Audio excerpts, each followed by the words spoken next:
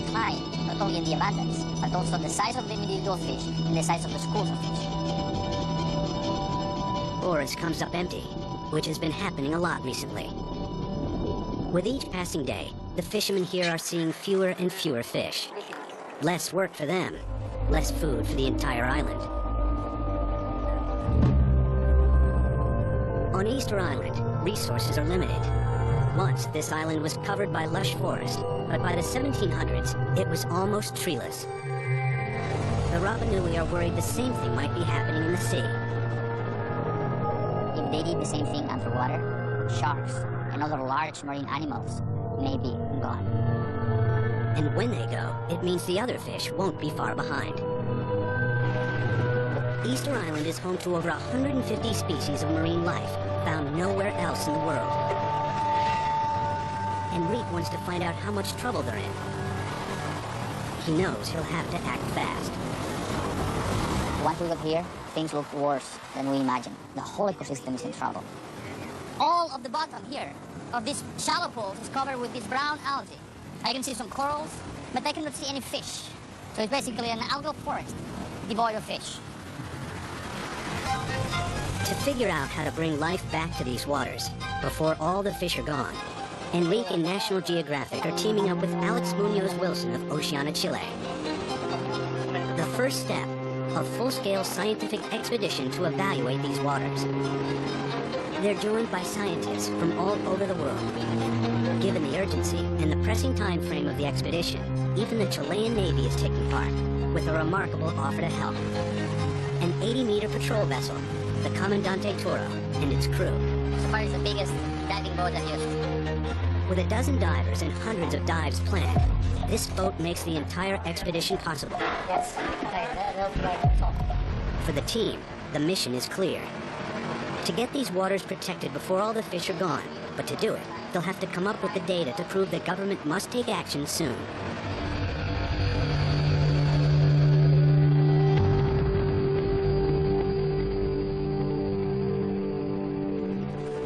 It's the morning of the team's first day of diving at Easter Island, and they're going to see if the surrounding water is as barren as the land.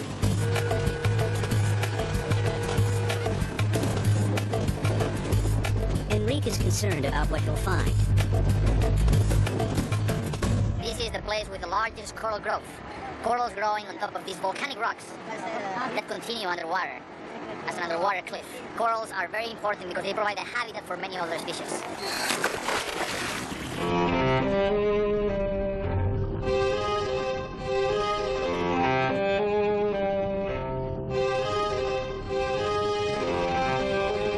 The key is to see sharks and other big fish, and that means that the ecosystem is healthy. Seeing sharks underwater is like seeing lions in the African forest. This means that there are enough fish out there to be able to support the population of these top predators.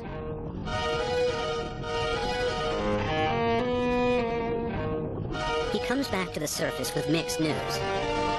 The entire bottom is covered with healthy coral. It's so beautiful. The habitat is really fantastic. But most of the fish are this big. You know, I didn't see a single large fish. It's like this perfect coral reef, but it looks so empty.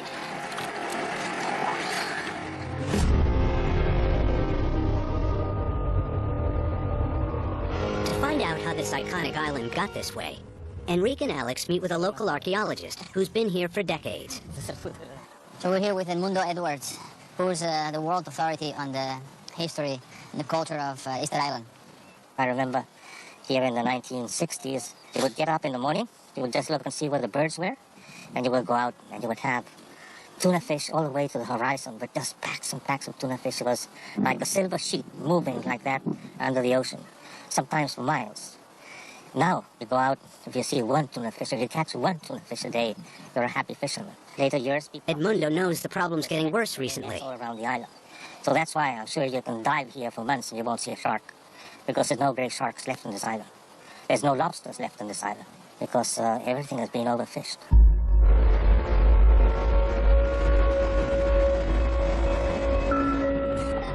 For islanders, the lack of big fish is a major problem. Yes, Enrique goes out with locals to see how overfishing by commercial boats and large nets has helped wipe out the fish population. We've heard all those stories about the depletion of fish on Easter Island, and one of the main culprits seems to be fishing with these drum nets.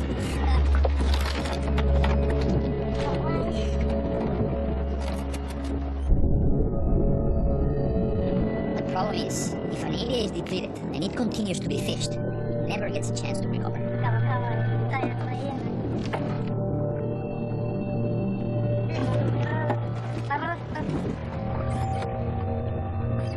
One small nanui is all they'll find this morning.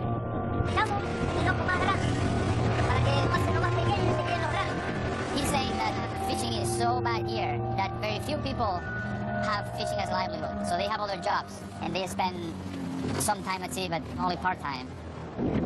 They need help to save the fish. One answer many locals are proposing is a marine reserve.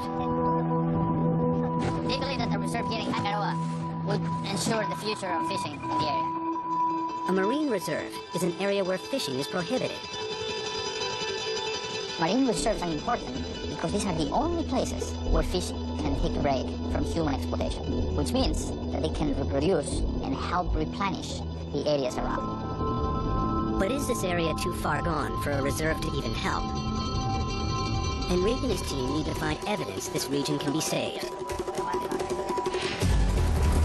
And to do it, they'll have to travel into dangerous waters, This is nuts. guarded by sharks. Waters most Easter Islanders have never seen. This data may come at a price. Is where the ancient Rapa Nui carved the petroglyphs, these animals, the birds, turtles, fish, onto the rock. And this is a place of special significance. It's a sacred place for the ancient Rapa Nui. All seasons for fishing and everything were dictated by the raising or setting of certain stars. And priests would come to these places that were considered sacred, and they would make ceremonies to propitiate fishing. And here you have... But these days, the situation is getting worse and worse. The carvings show how critical the fish have always been to the Rapa Nui. Last week, I think they didn't catch any. 40 boats going out every day. Oh, that's it. No more fish. Like many Easter Islanders, Edmundo is worried they've reached the end of the line. The remains of the house. But the altar does offer one hope, There are several birds here.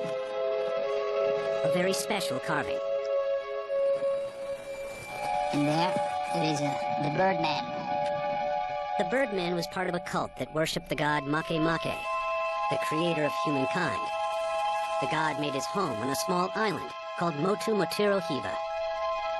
There's a name for an island. It's called Motu Motiro Hiva. That supposedly is the name of Sarasi Gomez. Sala y Gomez may just be what they're looking for. It's an even more isolated island, on the other side of the same ecosystem, 400 kilometers away. It's supposed to be everything Easter Island isn't these days. Uninhabited, untouched, overflowing with fish. One of the goals of Enrique's trip is to compare the two islands, What's the name in Chilean? to see how the marine life may be flourishing at the unfished end of this ecosystem. And to do it, he wants to bring a local with them. As I look at the fish carved on the rocks, I realize that we cannot explore Sala y Gomez without bringing a descendant of the Rapa Nui so that we can fully understand the cultural significance of the island. And El Mundo pointed us to the perfect candidate.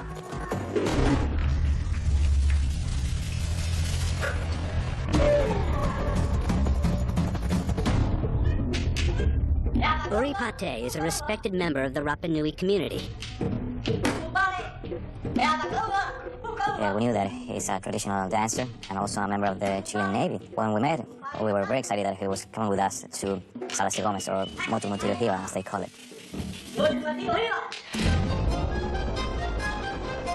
The Comandante Toro embarks on its 20-hour journey to Sala y Gomez for the second phase of their mission.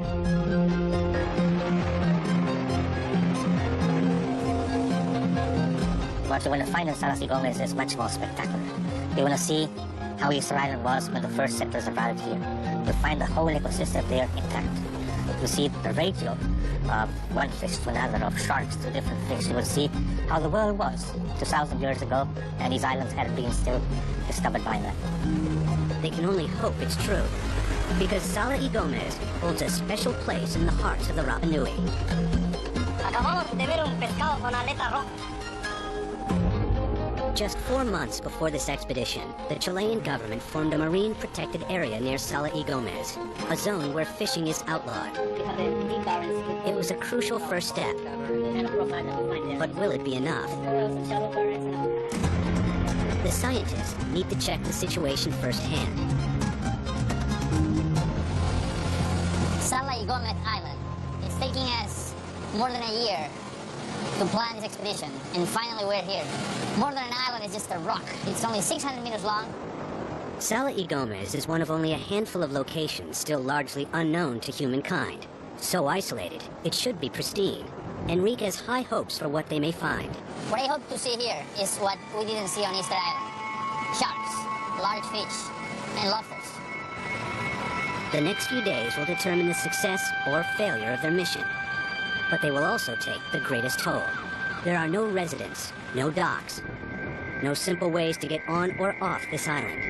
Their mission is about to get much tougher.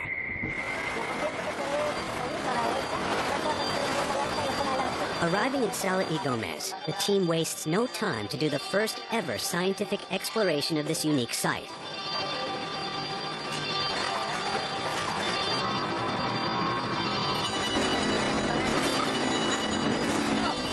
Enrique is excited and a little nervous about what they'll find. Our first dive at Sala y Gomez Island. Let's see what we find. The surface conditions are intense. This is no place for beginners.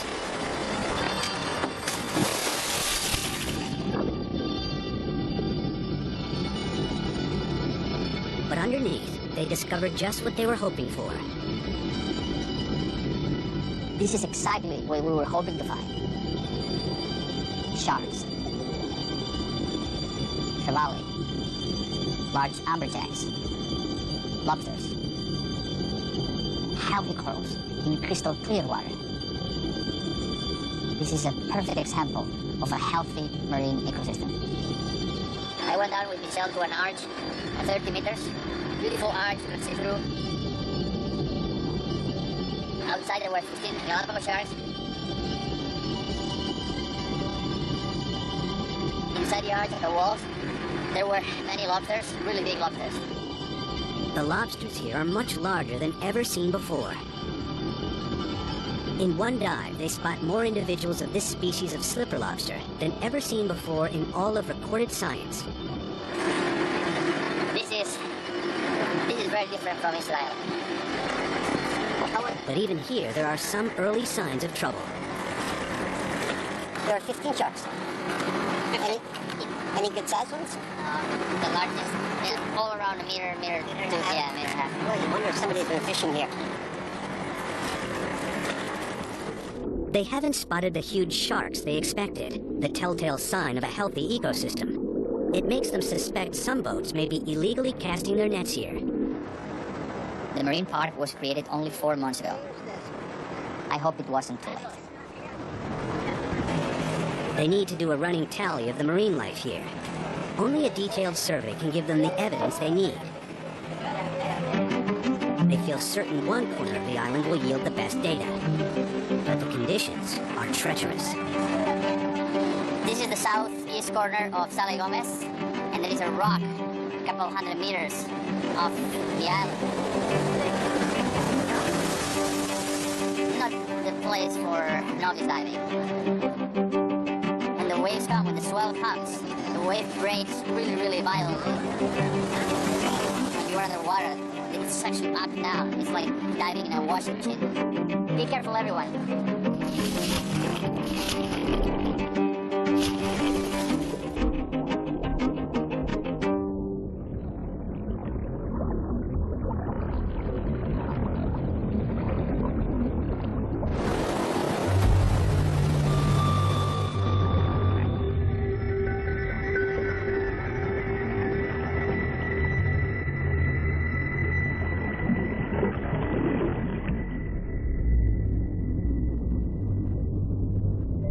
And the currents aren't the only danger. But we have to remember that we work in an environment full of sharks. Most of the time, they are shy. But this is their world, not ours. While the diving is challenging for the crew, it's worth it. This ecosystem is one of a kind. The fish fauna there is very unique, nothing like anything we've ever seen.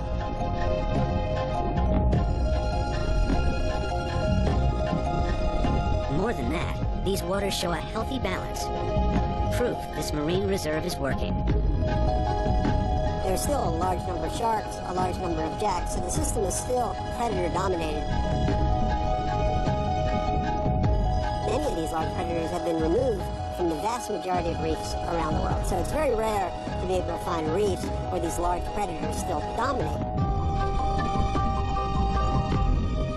That was pretty phenomenal. This one corner of the ecosystem is clearly flourishing. The question is how to fix the rest, all the way to Easter Island. Enrique believes the solution begins here at Sala y Gomez. Part of the ecosystem is protected, but the rest isn't safe. While the size of the area is very significant, the shape is not as good as we wanted. Part of the most important seamounts and other areas where big fish live are off the limits of the marine protected area in Salas y Gomez. Between Sala y Gomez and Easter Island are a string of seamounts that shelter an underwater highway for migrating species. In fact, the two islands are virtual seamounts themselves, part of the same string. They want to expand the reserve to protect these seamounts. But first, they have to prove the big fish have been heading there. The only way to know if these sharks move outside the boundaries of the marine park is to attach a satellite tag and track their movements. The tag will show them exactly where the sharks are going. These are the pop-up satellite tags we've been using to try to track the movement of sharks. This anchoring device goes into the musculature of the shark just below the dorsal fin. And once this pops off, this will float to the surface and it'll transmit information that was acquired during the whole period of time it was underwater to a satellite. Okay. But catching a shark is not for the faint of heart. And even when you do catch one, it's not easy to hang on to.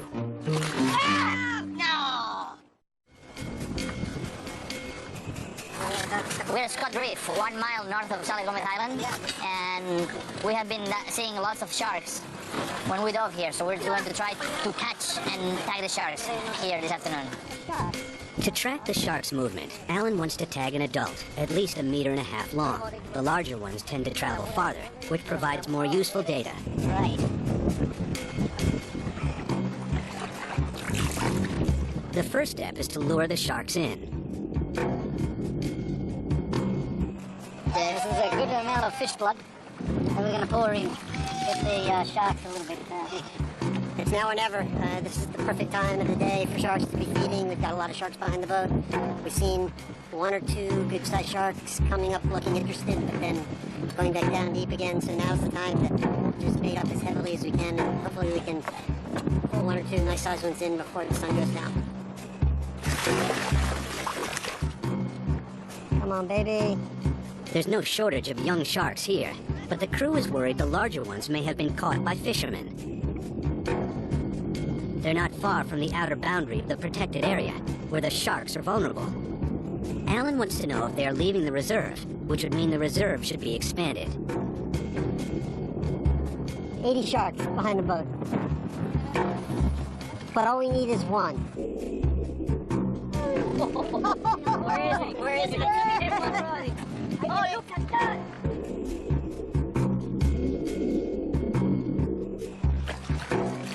As the sun begins to set, the only sharks biting are the little ones. But then finally, a break. Nice work, Carlos.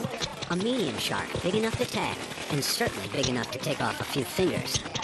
You want to take it on the other side or what?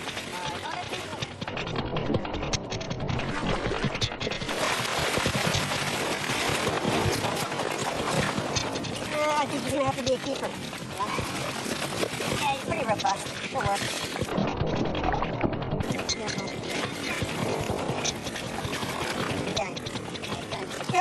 them in the water. Better place for them. Marine ecologist Jim Beats anchors the satellite tag just behind the shark's dorsal fin. Got it? You're in. How's that look? Good? Could have been up there, but that's okay. Yep, it's not going anywhere, right? No. Okay, so. It took a long time, but we got one. He's a little small, but hopefully he'll, in 2 months' time, he'll give us a nice bit of information about where he wanted to go. The next day, the team gets an unexpected shock. Right here.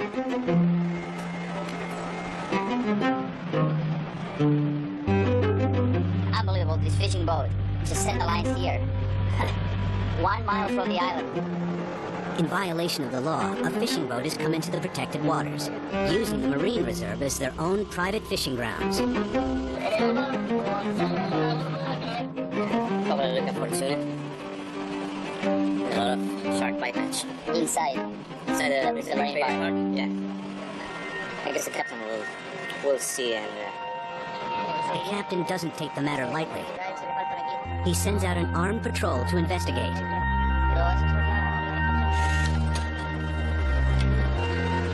They are clearly fishing illegally inside the park. The Chilean Navy is now doing an official enforcement patrol, and they wouldn't allow our cameras on board, so we cannot know what's happening right now. We'll have to wait until they come back and see what happened there. The soldiers return with interesting news. They caught the men on the boat red-handed. The Navy found some tuna on board of the fishing boat. They issued him a ticket and showed him that he was fishing illegally inside the marine park that was created last year. According to the captain, the fishermen will have to pay a large fine. Enrique hopes they'll spread the word that it's not worth fishing near Sala y Gomez. The next morning, they decide to land on the island itself to study another indicator, the inland pools. But it won't be easy. Well, this is the moment we've been waiting for. We're going to jump on the island, on Sala y Gomez. The sea is not too calm, but we'll try. We want to look at the pools that are replenished with seawater and compare them with the pools that we saw on Easter Island.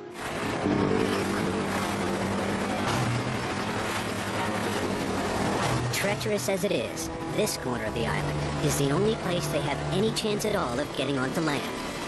Subir aquí es de locos.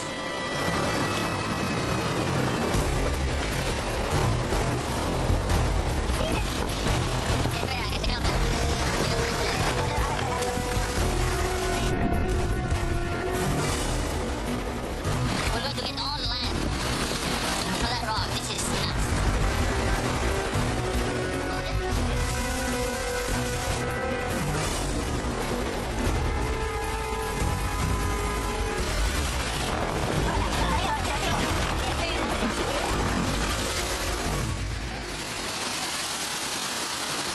This is the easiest place to work.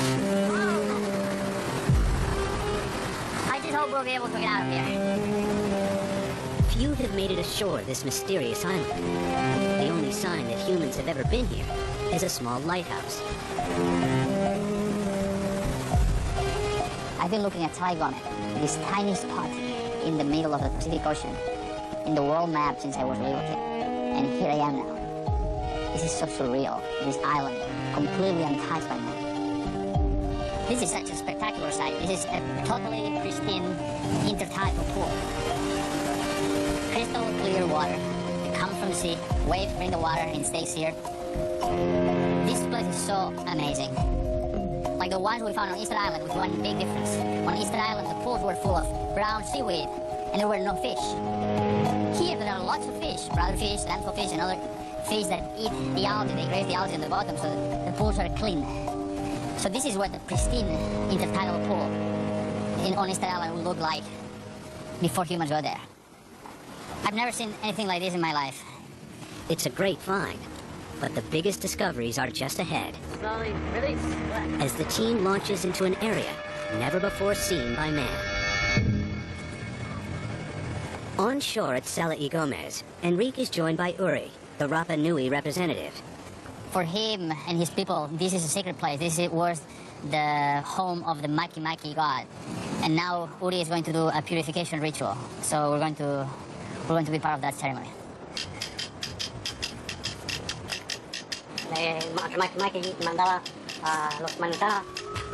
Uri paints Enrique with mud he's brought from Easter Island. This is a very special moment.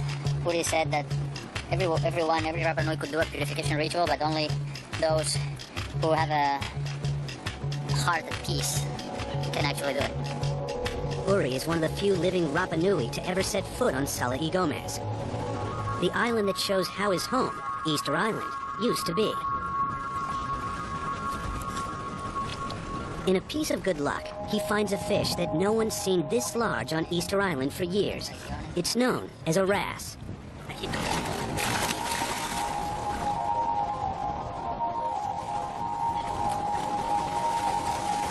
Enrique joins Uri in a moment of celebration, a ritual call to the ancient gods.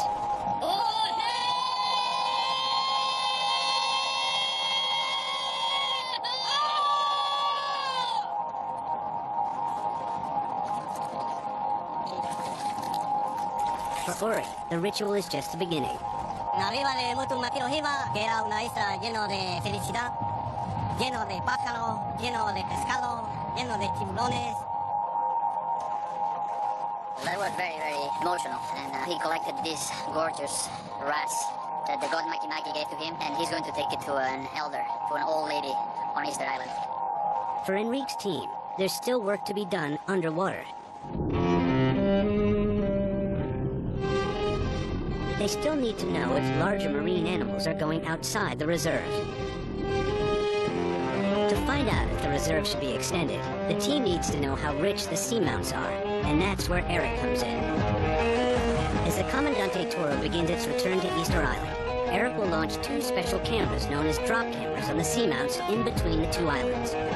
The team hopes to get a glimpse of an underwater habitat that's never been seen before by human eyes. This is a camera that we basically push over the side of a boat into the ocean. It falls to the bottom of the ocean and films whatever's down there, but then it'll pop back up to the surface and you recover it.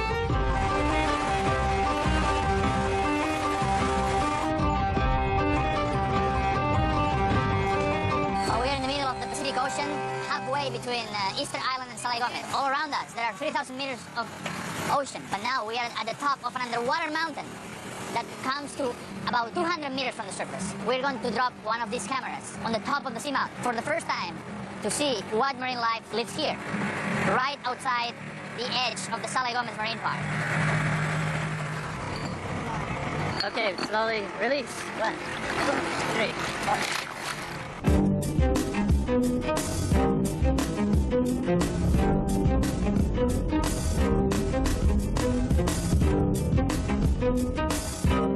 Eric drops 2 cameras 40 kilometers apart. And the camera's away. I'm just recording the time and the location of our deployment so that we know where and when to pick it up. 3.5 hours later, the cameras reappear. For Eric and the crew, it's their first window into the deep ocean between the islands. What brand new species, what crucial data may be hidden there?